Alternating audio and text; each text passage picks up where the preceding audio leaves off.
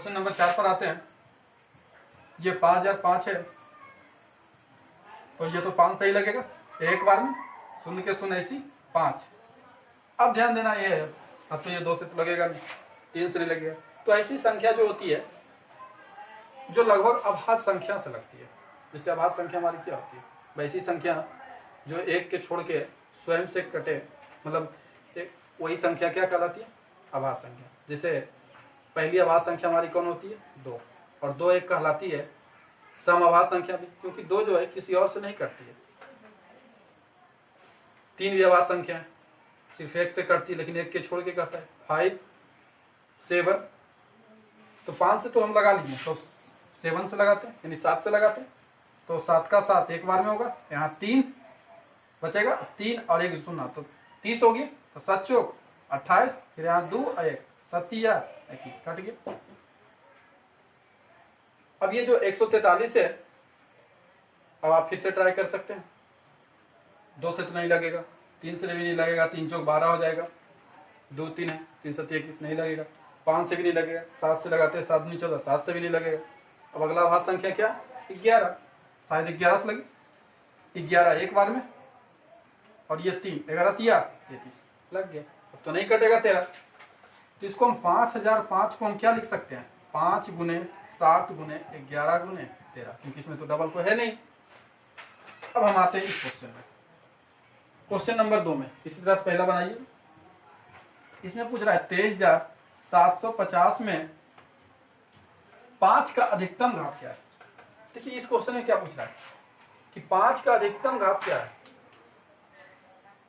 तो घात हम क्या निकालते हैं, मैंने 5 का अधिकतम पावर क्या है। देखिए घात का मतलब ये होता है कि जिसे 2 पर पावर हम क्या बोले 5, तो पावर बोले तो इसका मतलब क्या है कि घात, 2 पर पावर 5 बोले तो इसका मतलब क्या बोले घात।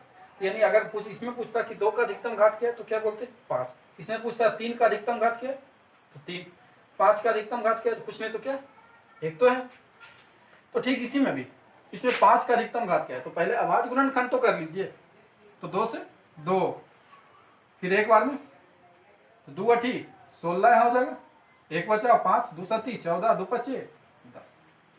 अब 3 से लगा देखते हैं, क्योंकि 2 से तो लगेगा नहीं, तो 3 तिया 9, यहाँ 2 बच गया, 2 और 8 28 हो गया, तो 3 नमा 27, 1 और 7 17 हो गया, एक यहाँ बचा 7 17, तो 3 बचे 15, फिर बच गया 2 और 5 तो 25, 3 8 तो नहीं, 3 से तो नहीं कटेगा, तो 5 से ही लगाना पड़ेगा हमें।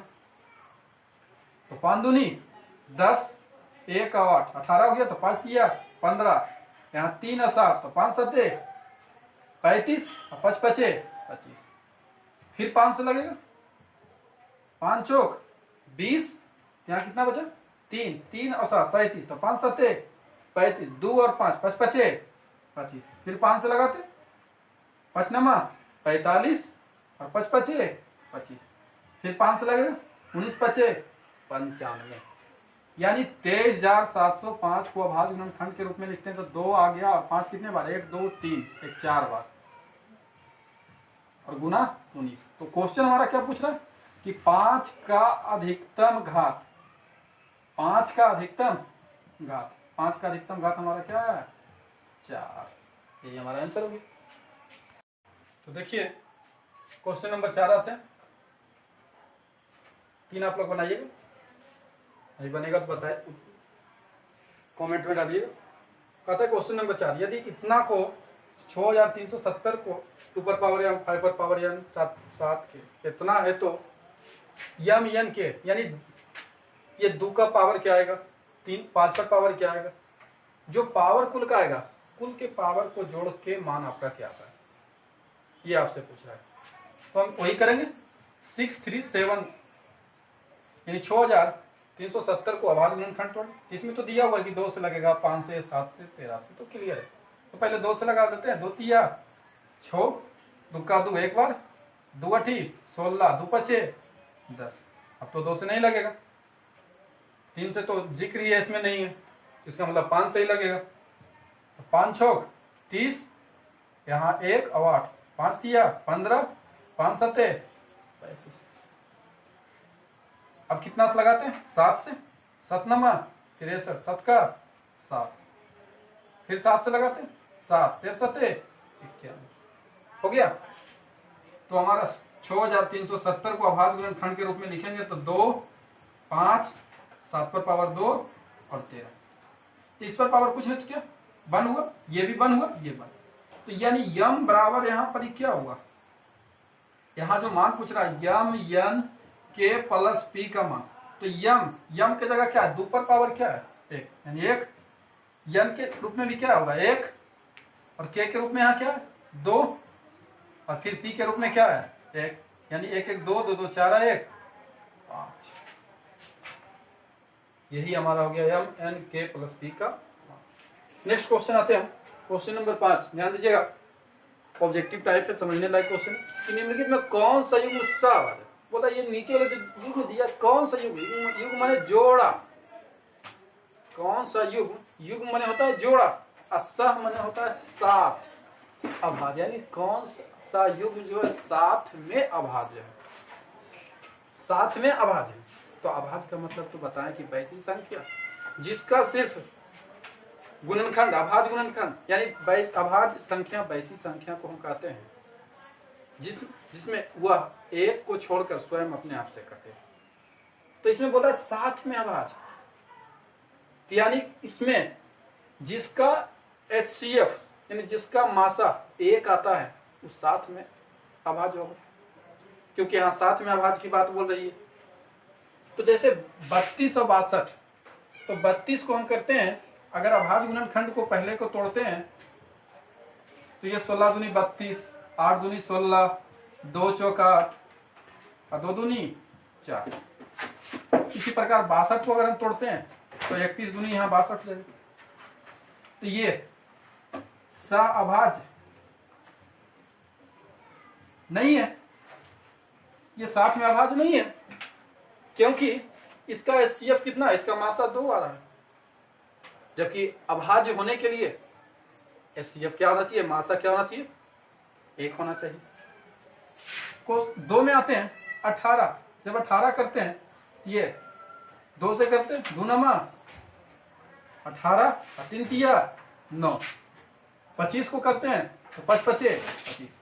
अब देखिए इसमें हमारा HCF महत्तम क्या है, इस दोनों में कुछ भी है कॉमन नहीं है, कॉमन क्योंकि हाईएस्ट कॉमन फैक्टर होता है, इसमें कुछ भी कॉमन नहीं है, तो ये साथ में अभाज्य है, यानी कुछ भी दोनों में नहीं मिल रहा है, यानी ये अभाज्य है, ये अभाज्य है।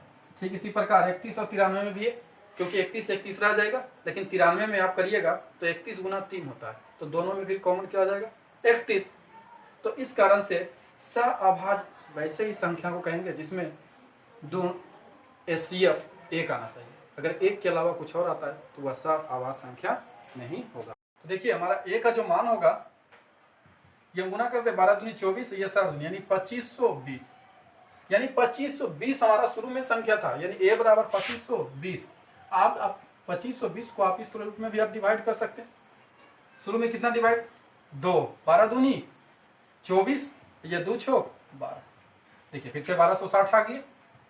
अब आप डिवाइड के ले जाइए, 2 से 2 छोक 12, 2 तिया 6 और 0 के 0, पहले डिवाइड कर लीजिए, 2 तिया 6, 2 एक बार में और 2 पचे 10, अब कितना से लगेगा 3 से लगेगा, 3 का 3, अब ये 2 अंक लगाएंगे तो बीच में सुना 3 पचे 15, फिर 3 से लगेगा 3 तिया 9, 3 पचे 15, अब लगेगा 5 से 5 सत्ते 5। अब हम इसकी तुलना कर लेते हैं, देखिए A बराबर हमारा क्या निकला 2520, 2 की जगह 2 है ये फिर 1260, फिर देखिए 1260 को यहाँ B बराबर हमारा मान क्या निकला, देखिए इधर से बात करते हैं, या इधर से देखिए 2 की जगह 2 हो गया हमारा 2, फिर ये B बराबर हमारा क्या निकल गया 2, यानी B बराबर हमारा मान क्या निकला 2। अब देखिए यहाँ 2, ये 2 हो ही गया, फिर यहाँ D बराबर क्या निकल गया 3, D बराबर क्या निकला 3, फिर X बराबर भी क्या निकला 3, फिर Y बराबर क्या निकला 5, निकल ना गया। अब हमारा बच गया खाली क्या है मान सी। तो देखिए 630 के नीचे, 630 के नीचे क्या है 315। तो इस तरह से हमने ए बी सी डी और एक्स और वाई का मान निकाल लिए। देखिए तो क्वेश्चन नंबर 7 में आते हैं। 6 में 4 हिसाब था, आप बनाइएगा आप लोग। अब देखिए क्वेश्चन नंबर 7, ये बहुत इंपॉर्टेंट हिसाब है। ये जो यूनिट का हिसाब है 96 और 404, ये एग्जाम में बार बार पूछता है। ऐसे तो आप समझ गए हैं, तो आप कोई भी अंक दे हिसाब किसी भी एग्जाम में दे, अभी तो आप 10th में पढ़ रहे तो 10th के लिए सोचिएगा, तो आप आसानी से बना सकते हैं। तो ध्यान देना है कि अगर एग्जाम में आपको पूछे कि यूक्लिड विभाजन प्रमेयिका से बनाएं, तो जो हमने 1.1 में बताए थे आपको विधि a बराबर बी क्यू प्लस आर, तो उसी विधि से बनाइएगा हिसाब। ये एचसीएफ निकाला, क्योंकि उसमें भी एचसीएफ निकालना आपका था और इसमें भी प्रश्न में भी बोल रहा है एचसीएफ निकालना। तो स्टूडेंट बहुत बार ये गलतियां कर देता है कि समझता नहीं है, सीधे देखता है एचसीएफ निकालना है महत्तम और विधि देखता नहीं। तो आपको ध्यान देना कि अगर यूक्लिड विभाजन बोले एचसीएफ निकाले तो वही विधि का उपयोग करेंगे, लिख के a बराबर बी क्यू प्लस आर। लेकिन अगर बोले अभाज्य गुणनखंड द्वारा 96 404 का एचसीएफ निकाले या किसी प्रश्न कोई भी नंबर रहे, तो आप इस विधि से निकालिएगा। एकदम देखिए ध्यान, आसान से समझ जाइएगा। तो हम 96, पहले 96 का अभाज्य गुणनखंड करते हैं। 2 48 दूनी 96 हो जाएगा, 24 दूनी 48 हो जाएगा, 12 दूनी इधर 24 हो जाएगा, फिर 2 छौक 12 हो जाएगा और द्वितीया हो गया। अब हम 404 का करते हैं। तो 404 का करेंगे 2 से लगेगा, 2 दूनी 4 और 2 दूनी 4, फिर 2 से 101, बस इससे ज्यादा तो हो नहीं सकता। अब तो इसको भागल आगे लग भी नहीं सकता। तो हम लिखते हैं पहले 96 का जो अभाज्य गुणनखंड निकला, क्या निकला, इसको इस रूप में लिखेंगे 2 1 2 3 4 5, 2 गुना 2 2 गुना 2 गुना कितने बार है 5 और गुना 3, फिर 404 का 2 गुना 2 और गुना 101। अब देखिए एचसीएफ निकालना है, तो एचसीएफ में क्या होता है, एचसीएफ भी इस तरह से हिसाब निकालने के लिए 2 प्रश्न 2 इसमें अंक दिया, फिर 3 अंक वाले आएंगे, 3 अंक वाले हम कैसे निकालते और 2 अंक वाले कैसे निकालते। 2 अंक वाले में निकालने में बस आसानी है, इस दोनों में क्या मिल रहा है। एचसीएफ का मतलब ये होता है कि दोनों में क्या कॉमन है, क्या कॉमन है। एचसीएफ का मतलब ये होता है कि वह मान जो दी गई संख्या को विभाजित कर दे, या वह अधिकतम मान, हाईएस्ट कॉमन फैक्टर, वह अधिकतम मान जो दी गई संख्या को विभाजित कर दे। तो इसमें क्या है, जो दी गई दोनों संख्या को विभाजित करना है। तो ये देखिए दोनों में क्या कॉमन है, 2 दूनी 4। तो इसमें देखिए ये मिल कितना रहा है, 2 को 2 इसमें, 2 को 2 इसमें, तो 4 को नहीं लिखना, ये 2 में से 1 2 लिख लेना, फिर ये 2 में से ये, यही होगा, हो गया हमारा क्या एचसीएफ।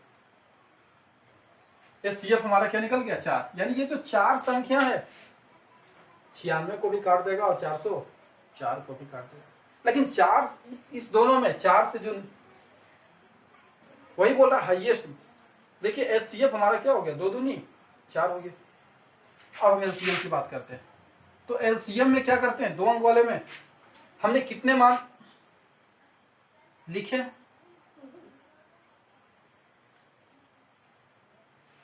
हमने 2 को 2 लिख लिया। एचसीएफ में जो लिखे हैं वो एलसीएम में नहीं लिखना है। तो एचसीएफ में हम 2 को 2 का उपयोग कर लिए, चलिए कोई भी ये 2 का 2 उपयोग कर लिए, तो बाकी क्या बच गया, 2 गुना 2, 2 गुना 2 और गुना 2, 2 गुना 2 गुना 2 और 3, और फिर नीचे वाले 2 गुना 2 गुना 101। इस तरह से हमने लिख ली। अब देखिए क्या आ गया, 2 दूनी 4 4 दूनी 8 8 24 24 दूनी 48 48 दूनी 96 96 गुना 101 यानी 96 96। तो ये देखिए फिर से देखते हैं इसमें कैसे हमने किया। ये 2 दूनी 4, मतलब कहने का मतलब है इस दोनों में क्या कॉमन है। ये 2 में से एक निकाल ली, फिर ये 2 में से 2, तो 2 दूनी 4 हो गया। अब एलसीएम में जो लिख चुके हैं हम वो छोड़ के लिखना। तो हम हमारा 2 कितना था, 2 2 4 1 5 5 2 7 को 2 था, उसमें हमने 2 को लिख चुके थे, इसीलिए अब हम 5 को 2 लिखे और 3 और 103 एक लिख दिए। देखिए इकाई सवाल देख लेते फिर आपको जो समझ में आएगा। 6 को भी बोल रहा है तो 2 तिया 6 20 है, ये तो छोटा हिसाब है, देखिए तुरंत हो जाएगा। 20 दूध है के 20 और 2 पचे 10, तो 6 को हम क्या लिख सकते हैं 2 गुना 3, और 20 को क्या लिख सकते हैं 2 गुना 2 गुना 5। अब इसमें एचसीएफ की बात आएगी, अब यहाँ एचसीएफ की बात आएगी तो एचसीएफ जो है देखिए इस दोनों में क्या मिल रहा है सिर्फ 2, तो 2 हमने लिख दी क्योंकि इस दोनों में सिर्फ एक ही 2 को मिल रहा है, एक को इसमें 2 है, को इसमें एक ही को मिल रहा था इसलिए। अब एलसीएम में क्या करना है कि जो कितने 2 थे 1 2 3 2 थे, हमने तो 1 को लिख चुके हैं, तो बचा कितना 2 को, और बाकी शेष क्या बचे 3 और 1 5। अब 2 दूनी 4 4 3 12 बचे 60। इस तरह से हमारा ये हिसाब सोल्व हो गया। जब 3 वाले में आएंगे तो घात करके हम आपको बताएंगे किसमें अधिकतम घात रहते हैं किसमें। देखिए इसमें एक चीज आप समझिए कि एचसीएफ और एलसीएम का क्या परिभाषा। एचसीएफ कहता है कि वह मान जो दी गई संख्या को विभाजित कर दे, लेकिन लघुत्तम में कहता है कि वह मान जो दी गई संख्या से विभाजित हो जाए। देखिए 2 विभाजित कर रहा है, 2 तिया 6 और 2 पर 2 हैं के 20, लेकिन 60 विभाजित हो रहा है, 6 दे हैं के 7 और 20 तिया 60। तो इसमें इस तरह से हो रही है बात। देखिए क्वेश्चन 8 है हमारा कि पूर्णांकों के निम्नलिखित युग्मों का, मतलब जो युग जोड़ा दिया है उसका एचसीएफ और एलसीएम ज्ञात करें, और फिर सिद्ध करना है कि 2 संख्याओं का गुणनफल एचसीएफ गुना एलसीएम।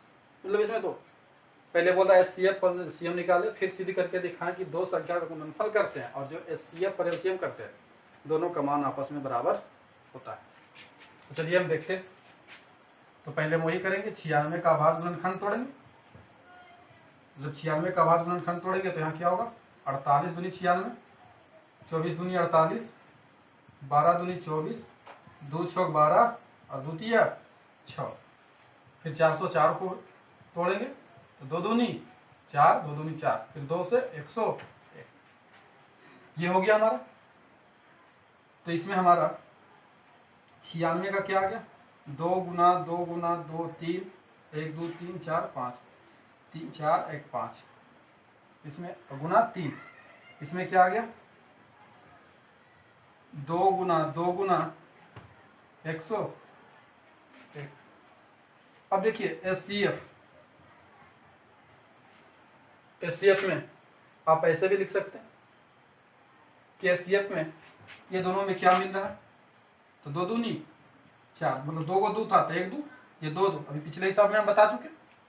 और एलसीएम में क्या होगा, एलसीएम निकालने के लिए आप ऐसे भी कर सकते हैं कि 2 का अधिकतम मान कितना है, 2 का अधिकतम पावर कितना है हमारा, अगर घात के रूप में आप निकालते हैं ऐसे तो हम आपको बताएं कि कितने 2 है, 2 2 4 2 6 है 7 को है, तो 7 2 है, 2 को उसमें मिल चुका है यानी 5 को लिखना है, 2 1 2 3 4 1 5, ऐसे अधिकतम घात के रूप में लिखा जाता है। तो इसमें अधिकतम घात 2 का अधिकतम घात क्या है 5 है, 1 2 3 4 5, यानी 7 को 2 था, 2 को नहीं लिखे 2, फिर यहाँ गुना में 3 और फिर गुना में 101। तो एलसीएम हमारा क्या हो गया 2 दूनी 4 दूनी 8 दूनी 16 दूनी 32, 32 या 96, 96 गुना 1 96 96। ये तो हमारा एचसीएफ और एलसीएम निकल गया। अब इसकी जांच करना है। तो एचसीएफ और एलसीएम निकल गया तो हमको इसकी जांच करना है। तो हम पहले करेंगे कि 2 संख्याओं का गुणनफल, 2 संख्याओं का गुणनफल। तो जांच करने के लिए हम लोग क्या करते हैं, LHS RHS कर लेते हैं, यानी लेफ्ट हैंड साइड, इधर को लेफ्ट हैंड साइड, इधर को राइट हैंड साइड, यानी कहने का मतलब है कि बायां पक्ष और दायां पक्ष कर लेते हैं। तो दो संख्याओं का गुणनफल, तो दो संख्या हमारा इसमें क्या था, एक 96 था, एक 404 था। तो जब हम इसको गुना करते हैं, यानी 96 और 404 को जब गुना करिएगा तो आपका आ जाएगा 38,784। ये आप करके देख लीजिएगा, 96 गुना 404। तो ये हमारा हो गया LHS। अब हम RHS से चलते हैं। तो RHS में हमारा क्या है, HCF गुने LCM। तो HCF का हमारा मान क्या निकला है, ये देखिए 2 दूनी 4 निकला है, और LCM का मान क्या निकला है, तो 96। जब आप इसको भी डिवाइड करते हैं, देखिए 96 को 4 से अगर डिवाइड करें तो 6 चौक 24 के 4 बाकी 2, फिर 9 चौक 36, 36 और 2 38 बाकी 3, 6 चौक 24 और 3 27 बाकी 2, 9 चौक 36 37 38। देखिए 38,784। देखिए ये दोनों मान इक्वल आ गए, इसलिए आप इसको बोल सकते हैं LHS बराबर RHS। तो इस तरह से जांच हो गया। यानी कहने का मतलब है कि आपको इस हिसाब में भी बस आपको LCM और HCF निकालना है, और उसके बाद जांच करने के लिए दोनों संख्या का गुना कर लीजिएगा, जो HCF और LCM आएगा, अगर दोनों का मान समान आ गया तो इस तरह से जांच होगा। तो अब हम अगले वीडियो क्लास में 3 बार वाले बताएंगे, या आपको जो हिसाब प्रॉब्लम होगा उसको बताएंगे, और एक तरीका से और हम आपको बताएंगे HCF और LCM निकालने के लिए। तो पहले इस विधि को समझ लीजिए, फिर हम आपको एक आसान तरीका और बताएंगे।